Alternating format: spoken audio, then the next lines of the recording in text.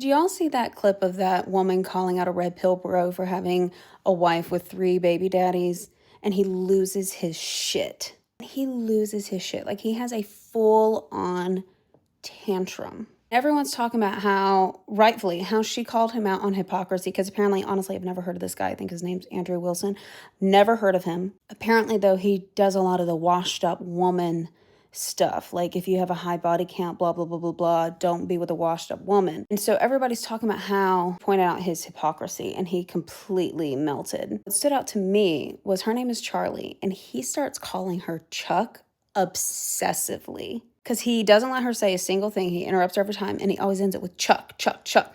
And she doesn't say anything about it. And to me, and this is what the original video I made about how the man card is different from like a woman card, she doesn't give a fuck.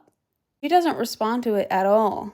And I remember a male Sunday school teacher doing something similar to me of like, obviously we weren't having like a red pill conversation, but I remember he used to call me Anakin, and he used to try little things to like piss me off, and I was just like, I like Star Wars. I don't care if you call me Anakin. And I noticed that was also something he would do to the boys to try to rile them up, would be to call them a girl name, and the boys would get way more upset.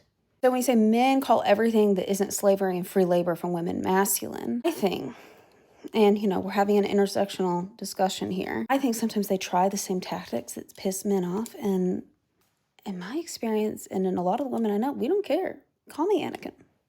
I don't give a fuck. But a big difference of that, I think, is it's about power. To be associated with masculinity is still to be associated with something powerful. And men who may, you know, who hem and haw about how women are still equal and it's just nature, it's a rightful place, freak the fuck out about being called anything feminine because it's less powerful.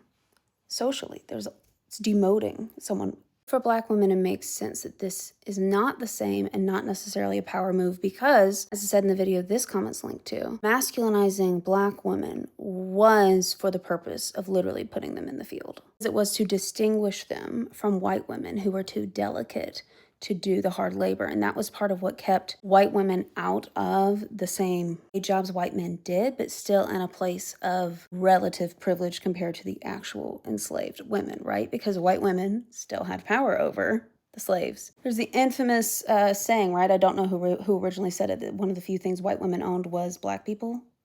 To be associated with masculinity as a Black woman isn't to be associated with power. It is to be associated with enslavement.